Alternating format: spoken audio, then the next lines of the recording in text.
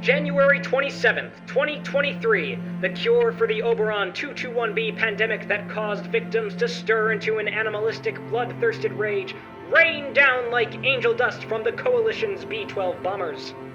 The terror that was the Oberon apocalypse was finally over. Still, one looming issue remains. Although the Oberon 221b cure sterilized those who were infected at the time, rendering them docile, it did not remove the infection itself. Those that were infected now find themselves in a vegetative state, nearly incapable of functioning, but nonetheless still breathing, still capable of infecting anyone that came into direct contact with them or the air around them.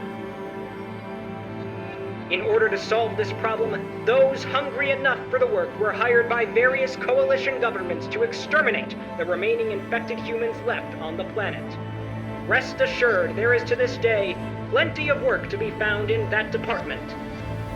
These brave men and women are referred to as janitors by coalition officials, equipped with state-of-the-art disease prevention suits and gear.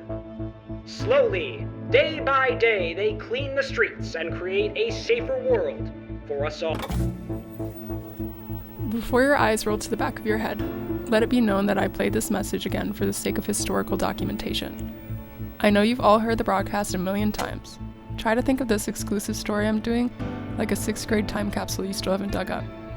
The janitors mentioned earlier are the focus of my biopic I'm currently throwing myself down a rabbit hole to produce. I'll be visiting one man in particular in order to better understand the nature of the beast and figure out just what it means to be a janitor. The concept of the exterminators is controversial at best, and as is human nature. Everybody seems to have taken sides on the issue.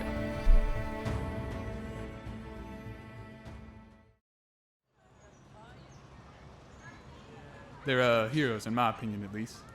I mean, they're putting themselves in harm's way to make the world a safer place.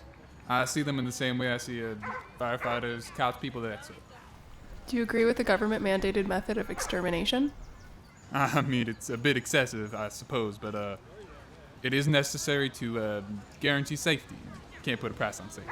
Did any of your friends or family become infected by the Oberon virus? No, ma'am. I thank God for that every day. It makes me sick what they do to these people. People? Yes, people. We have no idea whether or not they feel pain or have emotions.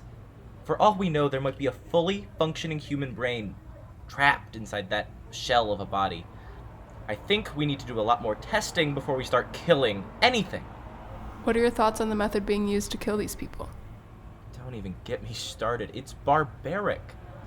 I can't even begin to imagine how crooked someone would have to be to light another human being on fire.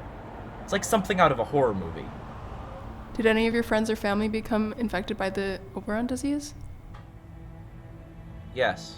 My daughter, Georgia. The most effective way of eliminating the infected threat and the airborne pathogens expunged by them has been determined by top scientists to be torching them with a high-powered flamethrower until they're nothing but ash. Overkill? That's for you to decide. I leave for a quaint little town of Novi, Michigan tomorrow. As a born and raised native of Los Angeles, the change in weather is going to be brutal. I'll try to keep my shivering to a minimum, but please forgive me if I come off as a chattering peacock. I'll be flying solo for this little excursion. I assume the ordeal will be less threatening for my subject if I didn't arrive with an entire army at my doorstep. I can't say I'm not the least bit nervous. Being a janitor is serious business. And they know exactly what they're doing. I can't imagine that tagging along with no experience is exceptionally safe. But I want this story. And if you're still listening, you probably want it too. We're gonna get really close, you and I. I hope I'm not coming on too strong.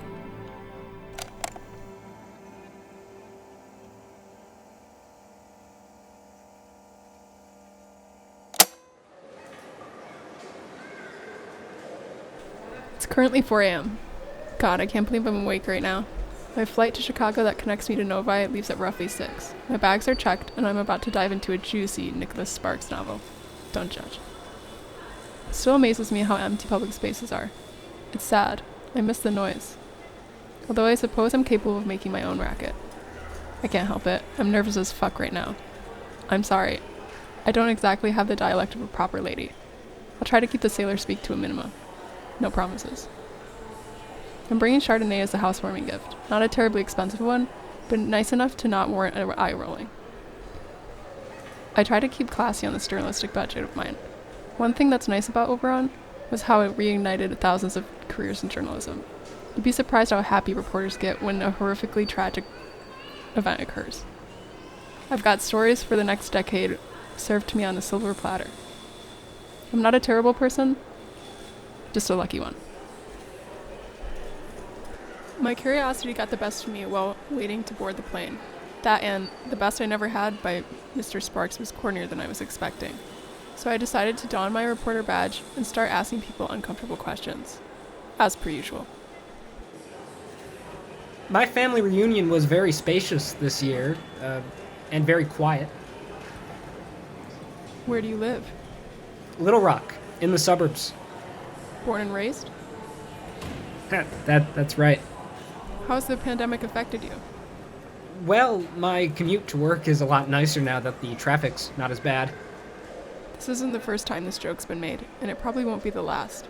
A lot of people try to find humor in the midst of this recovery stage. It's admirable. My daughter wants to be a janitor. Says it's her calling. Do you think she'll become one? Over my dead body. I'd rather her be a stripper. I used to run a camping store in Kansas. Crank radios, flashlights, tarps, all that. And when the pandemic began and the police were preoccupied, I got robbed and nobody answered my 911 call. They must have all been busy. That's what I assume. I had everything taken from me. I put my life into that store. What have you been doing for work now? Oh, I went back to trade school and finished my degree in electrical engineering. I thought with most of the local districts still lacking power, they'd eventually need someone to fix it all. That's very noble of you. Thank you. It pays pretty well. My family and I were very fortunate. We had just purchased a lake house a few months prior to the outbreak. We bunkered down, waited out the pandemic there. Not a soul bothered us. If I may ask, where is this lake house? Grand Haven, Michigan. I've heard it's beautiful over there. It is. It really is. I was lucky enough to be on a story in rural Louisiana when the outbreak first began. I would have almost certainly been infected had I been working in LA at the time. We're boarding the connecting flight to Chicago now. I never finished the Sparks novel, which is probably a good thing because I'm getting pretty close to throwing it in the trash. I'm thinking I'll grab more sound bites when I land in O'Hare. Welcome back, ladies and gentlemen. I landed roughly 20 minutes ago. I had to wait until I was out of the plane to reconnect. Anyway, we are more likely won't be getting the answers we wanted at O'Hare. Everyone is likely a tourist, or at the very least wishes they were. I'm going to exit the safe zone to stop by one of the pop-up settlements around the Franklin Park. If I travel by armored carpool, I should be fine. I hope. Ma'am, I'm gonna have to ask you to turn around. I'm waiting for my armored escort. Do you have proper clearance? Yes. Yeah, I'll need to see your verification card, please. May I? Sure. Well, I'd recommend getting this renewed. Your handwriting is barely legible. Will do. Next car arrives in about 30 minutes. Can you do me a favor and sit down somewhere so I don't have to worry about you? Fine. I knew security would be tight. I'm honestly surprised they took my fake ID. You'd have to have a military or police background in order to get one of those verification cards. I'll call it a necessary evil for the job. While I was on the flight to Chicago, my subject sent me an email with some personal information in case I needed to get in contact with him. Since there's no need to keep his identity a secret, I'll tell you his name. It's Bo. An oddly innocent-sounding denomination for someone who burns people alive for a living. Never judge a book by its cover, I suppose. Oh, Bo attached some pictures of his daughters. Cute. Dusty blonde, blue eyes, petite, both of them. I'm turning green as we speak. Harmony and Camille, 17 and 20 respectfully. For a guy named Bo, he sure as hell didn't skip out on illustrious names for his daughters. Armored car number 2216 has arrived in the pickup zone. Boarding begins in 5 minutes. Please have a valid identification and verification ready at check-in. Sounds like my stretched limo to the Golden Palace has arrived. I'll check back in when I get in the car. If I get in the car. Pray I do. Otherwise, this might be a very anticlimactic end to this biopic.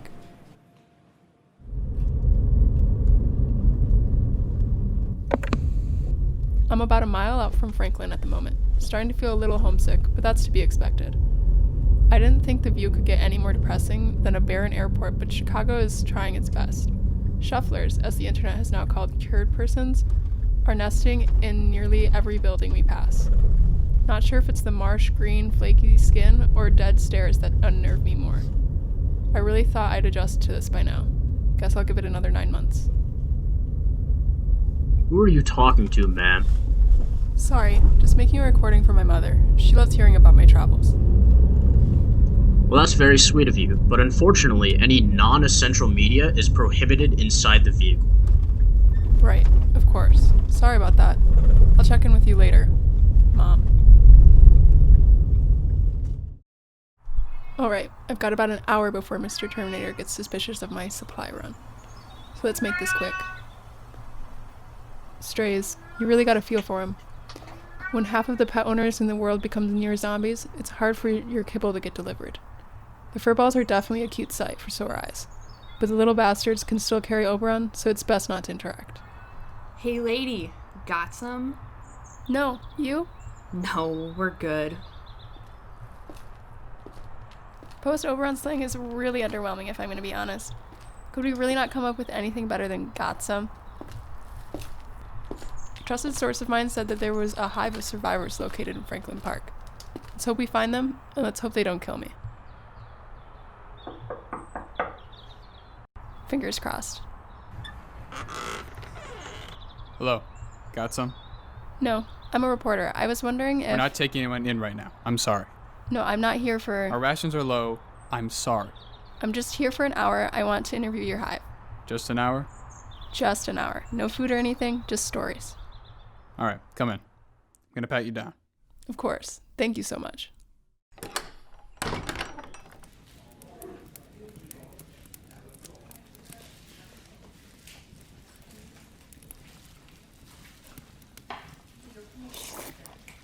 How long have you all been here?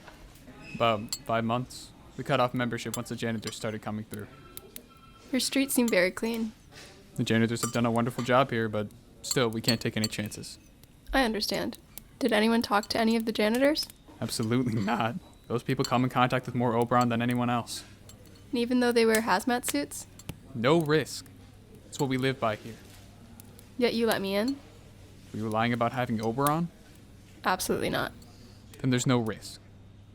Especially with how short of a stay you'll be having. Hey, Rourke wants to meet the visitor. Yeah, send her up. Alright. Hey, Rourke, come on up. Who's Rourke? She's the owner of the complex. Like a landlord? More like a den mother. Sounds charming. Did she foster this community herself? Pretty much single-handedly. Bought the complex, mostly early supplies, harbored the initial survivors. Till Hive could get started, we owe her a lot. She sounds like an impressive woman. She is. I'll let you find that out for yourself. For future reference, get me up here before letting anyone in. Yes, sorry. You're fine. Just remember that the next time. Apologies if I caused any disturbance. You're fine. Sometimes I have to remind people that the outside is still dangerous. It must be hard to be a bad cop all the time. Not all the time. I get to play Santa Claus every time I make a supply run. Do you do these runs all by yourself? Yeah, it's the best way to prevent any spread. So you still believe the area is contaminated, even after all the janitors have passed through? Look, I'm not saying that I don't trust their work, but these people are hired by the same idiots who caused the pandemic. I suppose you could be right about that. I mean, what if the ashes from the burned corpses carries the pathogen? Well, there have been studies to prove its effectiveness. Oh, I'm sure there have, but I reserve my right to conspire. As you should. Do you get any news here? The only person who leaves the perimeter here is me. No outside information comes in? If I don't hear it, no. Sounds like a great way to get cabin fever. Well, the land we have is enough to entertain us. How many people do you house in this hive? I kept my adult residents at 50. Anyone over the age of 18? Exactly. Anyone under doesn't count towards the cap. Unless they start causing trouble. What happens to the troublemakers? Most of the time I revoke their rations until they learn how to behave. But if worse comes to worse, I excommunicate them from the hive. Have you had to excommunicate someone before? Yes. One. What did they do? I caught him trying to interfere with one of our janitors that sweep our streets. He said he didn't believe in their effectiveness. Doesn't seem like you do either. I try to keep my opinions to myself, but I had to excommunicate him since he came too close to the janitors and could have easily become infected. I think you made the right decision. Thank you. It wasn't easy. Did he have a family? He used to. His wife and daughter got infected on the flight over to visit him. I never made it off the plane. Wow, that's horrible. I understood his pain. I wouldn't want to see anyone burn my family alive either. But what was done was necessary. That must have taken a heavy toll. They do. But seeing these people safe and happy makes it worth it. Sounds like the mantra of a good leader. Oh, you sure know how to flatter. Comes with the job. So does the fake smile. I'll watch out for it then. So, how'd you find out about our hive? I've been taking a door-to-door vacuum salesman approach to Chicago settlements. Then I got lucky. It sounds tiring. Not as tiring as running a compound. Oh, hush. It's like managing a summer camp. No slip and slides, though. Well, thank you for your time today. I'll get out of your hair. Of course. Where's this going to, anyway? As of the near future, a thumb drive collecting dust on my mantle. But I hope to release it to the public sphere as an investigative report soon. Can I say one more thing? Of course, be my guest. This isn't the end of the world, people. Although it may seem like all that in a bushel of hay. But there have been countless world travesties like this, even before your great-great-grandfathers learned to play with a stick and a hoop. We've got through these things before, and we'll do it again. Just don't turn on one another. The last thing we want is for something besides an airborne pathogen of doom to be our main concern. I guess what I'm saying is, don't be idiots, and we'll all survive this. Eventually. Wonderfully put, Rourke. Thank you. And I wish you safe travels. Good luck with your hive. These people really seem to like you. Oh, they better.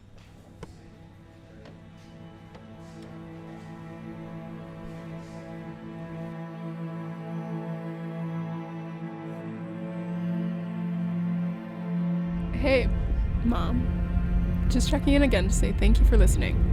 And don't worry, we'll be meeting Bo sooner than you expect, but not on this episode. Now before you grab your pitchforks, please hear me out. This Bo guy is going to be quite the character. So I'm leaving you on a cliffhanger for the express purpose of giving Bo the ample recording time he deserves. Until we meet next, stay safe out there, everyone. You'll be hearing from me again soon.